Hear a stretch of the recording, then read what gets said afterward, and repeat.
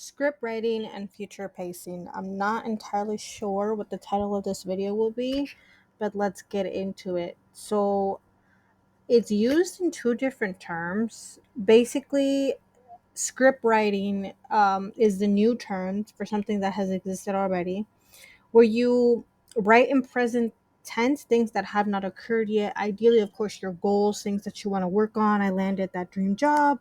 Um, I finally went ahead and got that interview.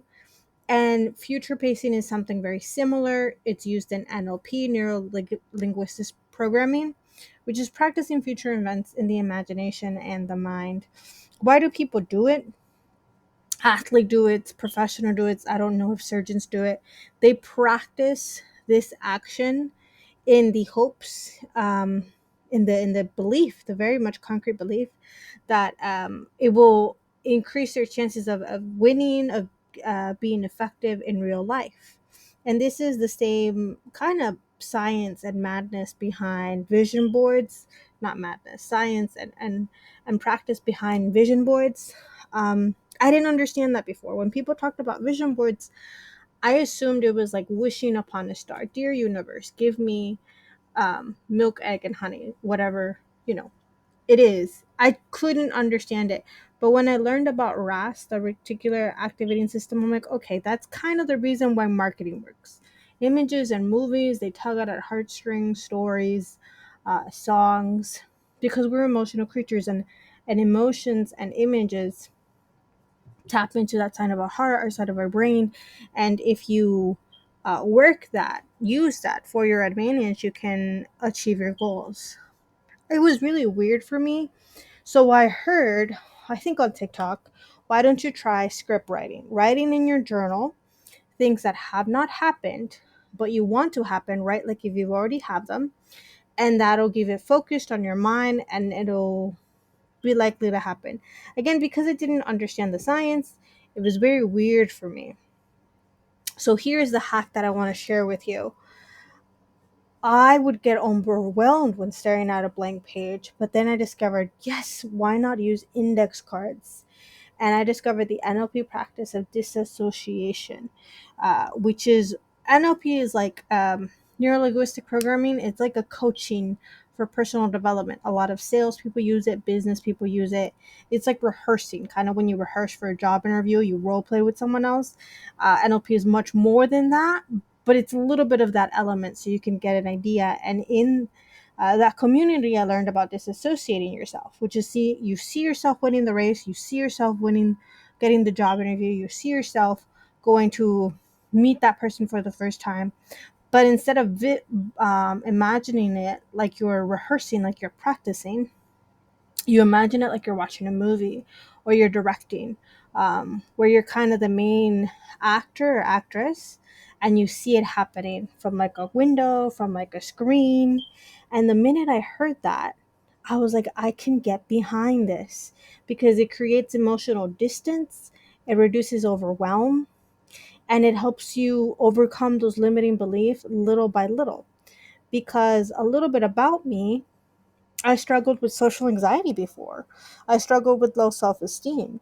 And almost 2 years ago, I don't no longer struggle with that.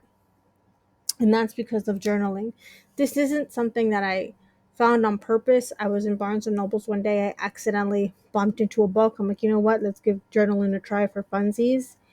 And within 2 months, I was sleeping better. I was handling conversations. I was becoming a different person. The story is much more long and intricate, but I'm summarizing it up for you for the sake of time. And that's how I discovered my passion for journaling.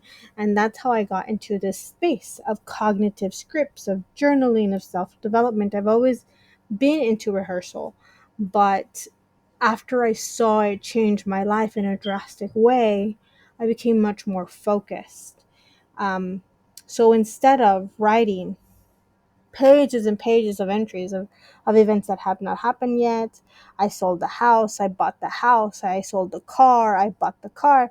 It just seems very far and distant for me, but I could get behind the practice of writing down a scene of dialogue or a script on a posted card, on a post-it, on an index card. And the guiding principles that I use are the basics: who, what, when, where, why, and how. If you want to get more technical, which of course I nerd out and did, what's the action our hero is going to embark? What's the problem our hero is going to embark? What triggered her thought? Who is the villain in the story? What is the theme? Kind of treat it like a real life movie script. So um, I can rehearse. That is my hack to future pacing and script writing and envisioning and vision boards. I just could not get behind the practice of vision boards. So I moved into script writing, right? Which is writing in your journal entry about things that have not happened yet as if they already have occurred. But then that was hard for me. I've been on and off for a couple of months. So then I discovered scripting. I'm like, oh, I can disassociate and kind of direct my life in a way. And why do I bother with this? Because it's kind of crazy to think that